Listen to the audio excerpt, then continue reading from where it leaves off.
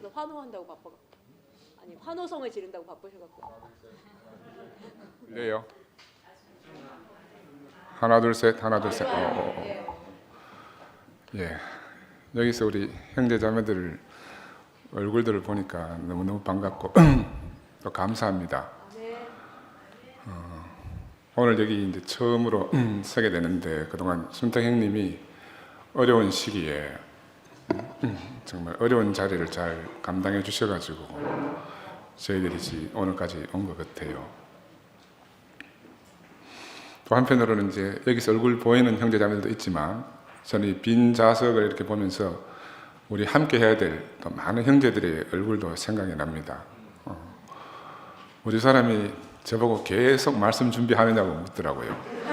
말씀 제목은 뭐로 하며 준비는 하고 있네요. 그래서 내가 준비 아무것도 안 했다 그러니까, 뭐 그 준비를 안 하고 어떻게 그 가서 말씀하려고 하느냐. 근데 우리가 많이 해봤잖아요. 준비하는 대로 절대로 안 되거든요.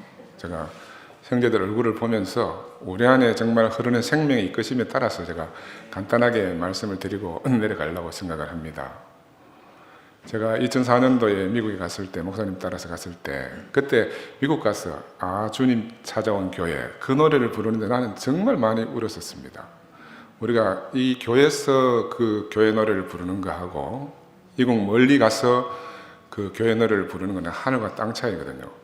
근데 오늘 우리 형제자매들을 보면서 우리는 오늘 왜 여기에 와 있나, 도대체 예수는 누구이고 우리는 예수하고 어떤 관계에 있는가, 이런 깊은 생각이 들었습니다. 우리가 흔히 많이 들었잖아요. 사마리아 여인, 그 한낮에 뜨거운 햇볕에 사람들은 다 잠을, 오수를 즐길 수밖에 없는 그 시간대에 아무도 사람이 다니지 않는 그 시간을 골라서 우물가에 가서 그 물을 기를 수밖에 없는 그 사마리아 여인이, 난 오늘 우리 이 앞에 계신 형제 자매들이라고 생각이 듭니다. 여기 지금 자리에 함께 해주신 형제 자매들은 그 따가운 눈총을 다 감수하고 정말 내가 여기가 아니면 살 수 없다는 너무 간절한 생각에 이 자리에 함께 해주신 것 같아요. 그러니까 한 사람이 저는 10사람, 20사람, 30사람 몫을 감당한다고 생각이 듭니다. 저도 마찬가지거든요. 저는 샤이 2시 2pm 저도 계속 버티고 있으려고 했는데 이렇게 형제들의 간절한 바람 때문에 오늘 이 자리에 섰습니다. 그래서 우리 사람도 같이 오고, 그래서 많은 것들을 생각나게 하는데, 다윗은 이세의 8번째 아들이지 않습니까? 아버지가 아들로 여기지 않는 아들. 그죠? 아버지가 있는데도 불구하고 아버지가 없는 사람. 어제 김철 목사님이 영화 촬영 기법을 말하면서 오버래핑 기법이라고, 그죠? 과거하고 현재를 오버래핑 시켜서 연결시키는 그런 기법, 구약과 신약을 연결시켜서 말하는 기법, 이런 걸 오버래핑 기법이라고 하는데, 저도 그런 생각이 들더라고요. 십자가에 못 박힌 예수하고 우리하고 어떻게 오버래핑이 되나. 예수는 평생 하나님만 증거하고 간 사람이지 않습니까? 그지?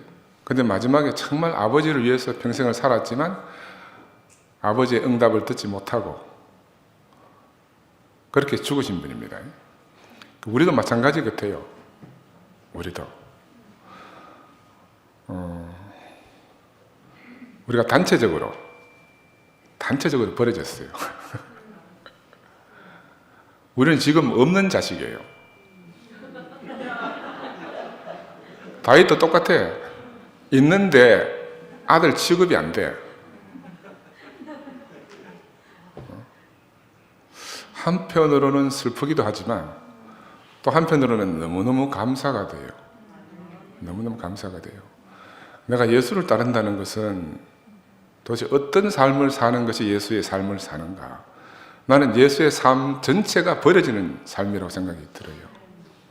그는 버려져서 더 이상 낮아질 수 없는 곳까지 밀려간 사람이고, 마지막에는 영문 밖에 버려져가지고 그 시체도 찾을 수 없는 그런 사람이라고 그러지 않습니까? 그죠?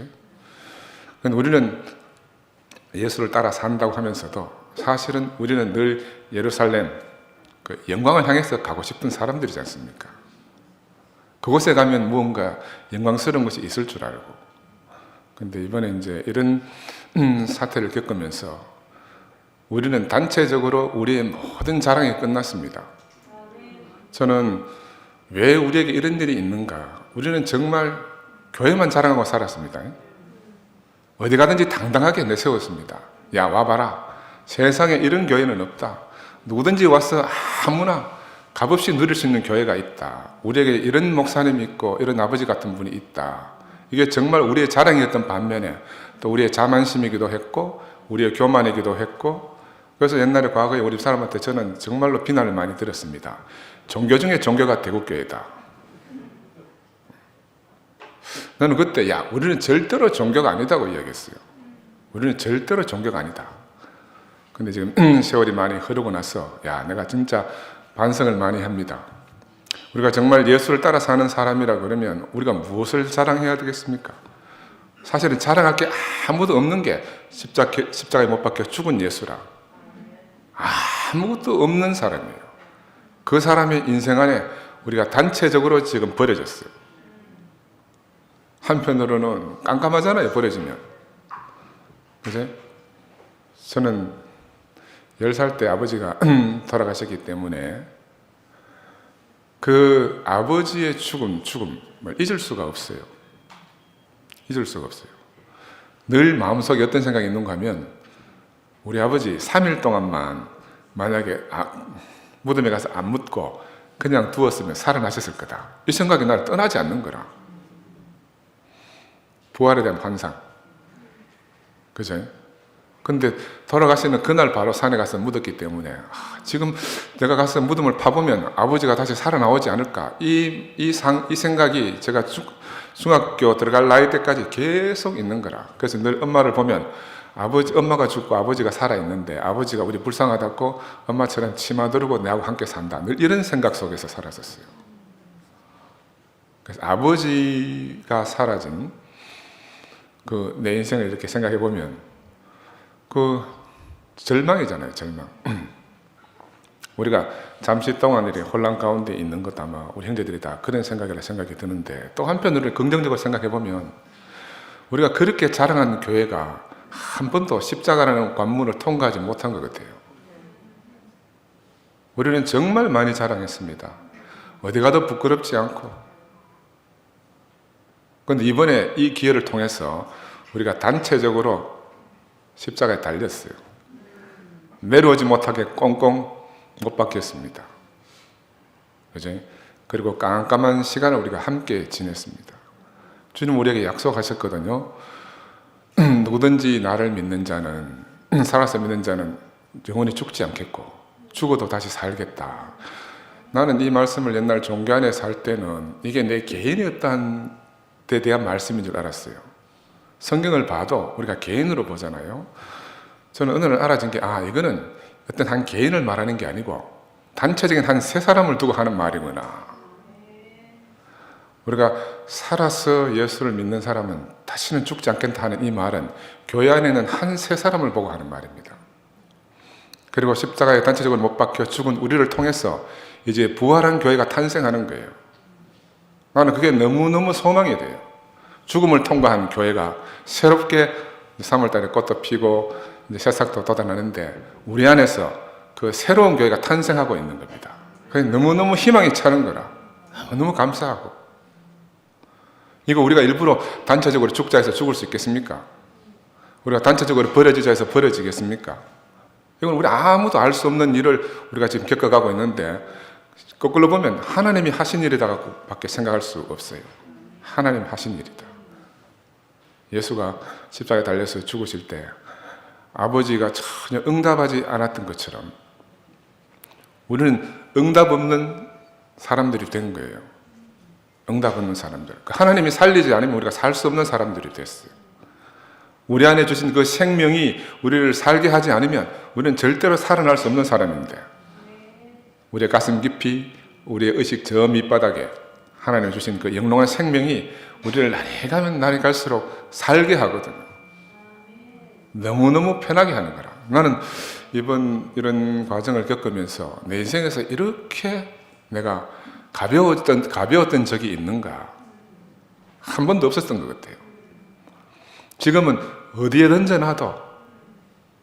던져놔도 마음 놓고 살 수 있을 것 같아요. 부대끼는 게 전혀 없어졌습니다. 예수 안에서 내 인생이 발견되고 나니까 야, 예수라는 사람이 다시 보이고, 야, 그 예수의 삶을 내가 따라 산다는 게 너무너무 가볍고 감사한 거예요. 그 교회 안이나 교회 밖이나 예수를 믿으나 안 믿으나 모든 사람이 동일하게 보입니다. 모든 사람이 한 사람으로 보이고. 그래서 목사님이 요즘 오늘 아침에도 보니까 뭐 여러 가지 철학자 이야기를 많이 하시던데, 그 몰트만이라는 철학자가 있어요. 아직까지 죽지 않고 살아있는 분이. 그분이 희망의 신학이라는 걸 썼다. 그 희망의 신학이라는 그 내용 때문에 라틴 아메리카에 이제 해방 신학이 유행해가지고 이제 참여하는 민중 신학, 이래서 이제 많은 사람들이 현장으로 가서 그런 신학을 전한 게 계기가 됐는데, 그분이 더 중요한 거는 그분이 어떤 글을 썼는가 하면은 십자가에 못 박히신 하나님, 그 십자가에 못 박혀 내려올 수 없는 자리에 있는 예수를 보면서 그 예수와 함께 못 박혀 죽은 하나님을 이야기했어요. 아버지에게서 버림받은 아들, 제자들에게 버림받고 군중들에게 버림받고 그 로마 군병들에서 버림받은 그 사람이 그 예수의 불행이 아니고, 예수의 슬픔이 아니고, 예수의 가장 큰 슬픔은 아버지께 버림받은 거다. 우리는 그런 의미에서 예수 안에 있는 거예요.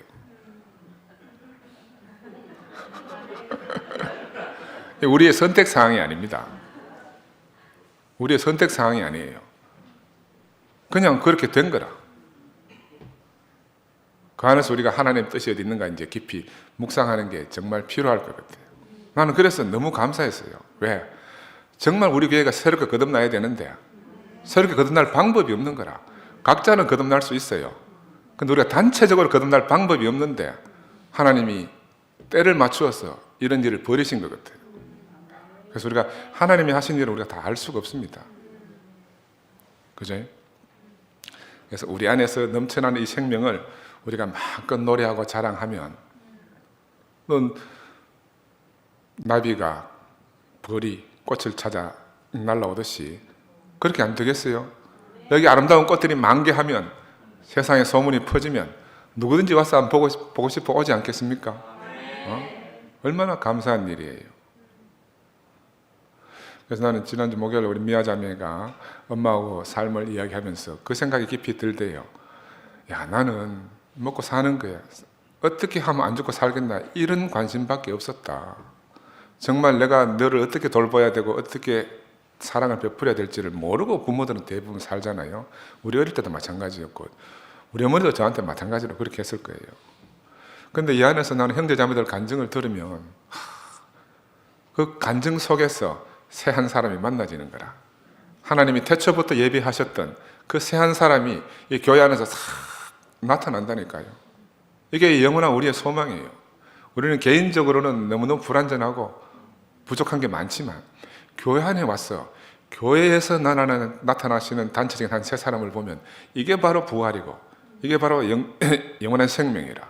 그리고 교회가 없이는 우리가 부활 생명을 누릴 수가 없습니다. 교회가 없으면.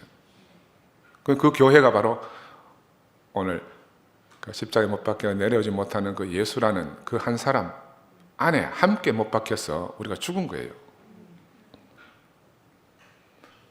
그래서 왜 여기 와서 어린 아이들을, 나 지금 오늘은 창희가 안 보이는데 지난번에 창희 간증을 듣고 너무너무 가슴이 아팠어요. 창희도 6살 때 아버지를 잃었다 그러대. 그 아버지가 없이 자라다가 엄마가 또 시집 가버리고 이러면은 그 고아, 그 마음을 누가 위로하겠습니까? 아무도 위로할 자가 없거든요. 근데 여기 우리 도시 모임이나 목요 모임에서 형제들이 나와서 자기 인생을 쫙 풀어내면 거기에 어린 아이들이 들어있어요. 저도 마찬가지고 우리 상도도 마찬가지고 우리 여기 있는 우리 도진이는 더군다나 더 마찬가지고 각자가 그 어린아이들이 다 숨어서, 껍데기는 다 어른인데 사실은 이 어린아이들의 나라라. 그 어린아이들, 고아와 가부로 아버지가 필요하고 남편이 필요한 사람들로 우리가 다 한 자리에 모여 있습니다. 그리고 우리는 누구 보고 니 왜 이러노 할 수 없는 사람들이에요. 나는 그저 아버지가 필요하고 나는 그저 남편이 필요한 사람, 그죠? 내가 내 살기에 급급한 사람들이라.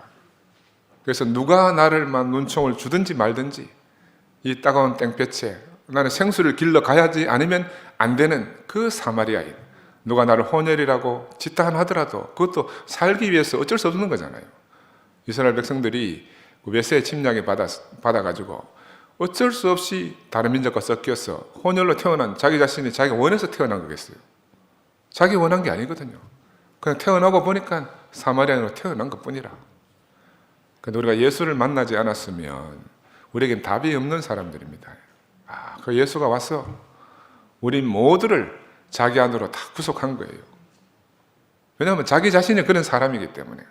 예수 자신이 아버지가 없는 사람이고, 예수 자신이 바로 그 연약하고 정말 헐벗고 굶주리고 모든 사람이 멸시하는 그런 출신의 사람이기 때문에.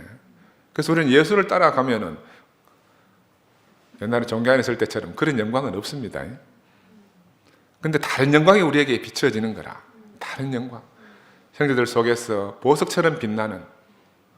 나는 그래, 이 모임이 커지든 안 커지든 전혀 상관이 없이 우리가 이런 시기가 아니었으면 어떻게 형제들 속에서 그 주옥 같은 감정들을 캐내겠습니까? 절대로 알 수가 없거든요. 너무너무 감사하고, 누구는 막 하여튼 우리 모임을 이상하게 칭하기도 하던데, 우리는 우리 살기 위해서 모이는 겁니다. 우리 살기 위해서. 그러니까 누구도 우리를 정죄할 수가 없어요. 살겠다는데, 살고 싶어 왔다는데. 목사님도 옛날에 말씀하셨습니다. 니를 살리는 곳에 가고 니를 살리는 말씀을 들으라. 그죠? 우리를 살게 하는 곳에 가야 되고 우리를 살리는 말씀을 들어야 되지 않겠습니까? 그죠? 그래서 오늘 이 자리에 오면서 만감이 교차하는 것 같더라고요. 하나님 우리를 앞으로 장차 이끌어서 어디로 가실지는 모르지만, 그러나 한 걸음 한 걸음 주님이 인도하시는 대로 우리가 갈 것이고, 이 형제 자매들 속에서 피어나는 그 영원한 생명을 우리가 하나씩 해가지고 정말 배불리 먹는 사람들. 제가 지난주에 원시인 잠시 이야기했잖아요. 그리고 원시인하고 우리하고 다르다고 생각하면 안 돼요. 그 만년 전에 원시인들 미개한 인간들이고 우리는 아주 문명화된 인간이라고 생각하면 안 돼요. 우리는 태어나면 다 원시인이에요. 우리 속에 원시인의 DNA가 있습니다. 걔들은 먹고 사는 문제 때문에 하나로 살아요. 먹고 사는 문제 때문에. 있으면 함께 먹고 없으면 같이 굶고. 그죠? 근데 우리도 마찬가지예요. 우리 지금 오늘 양식 때문에 이 자리에 모였습니다. 우리도 그 양식이 없으면 죽습니다. 그래서 그 양식을 함께 먹고 나누기 위해서 오늘 이 자리에 모인 거라. 그들은 정말 너와 내가 없고 같이 사는 사람이 운명 공동체였거든. 우리도 마찬가지라. 우리 운명 공동체입니다. 형제가 너와 내가 따로 없어요. 그지? 그지? 얼마나 감사한지 몰라. 함께 먹고 함께 사는, 이걸 식구라 하기도 하고, 피를 나는 형제들이잖아. 그죠? 그래서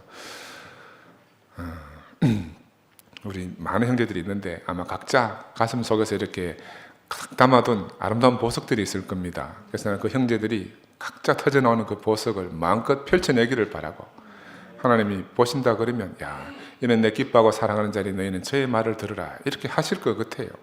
이렇게 하실 것 같고, 저도 형제 여러분들에게 미래이나마 근데 조금이라도 보탬이 되었으면 좋겠고, 또 한편으로는 저는 이런 생각이 들어요. 우리가 정말 왕성한 생명으로 주님을 찬양하고 왕성한 생명으로 그리스도를 찬양하고 그렇게 큰 길을 내야 돼요. 대로를 내야 돼. 시온의 대로를 우리가 만들어야 됩니다. 그래야 우리를 찾아오는 분들의 발걸음이 가벼울 거예요. 그죠? 온 세상을 향해서 그런 도로를 내는 게 우리의 일이라고 생각이 들어요. 저도 마찬가지고. 그래서 오늘 이렇게 저한테 시간을 주신 것은 너무너무 감사하고, 집에서 늘 보다가 이렇게 와서 뵈니까 너무너무 좋습니다. 주님을 찬양합니다.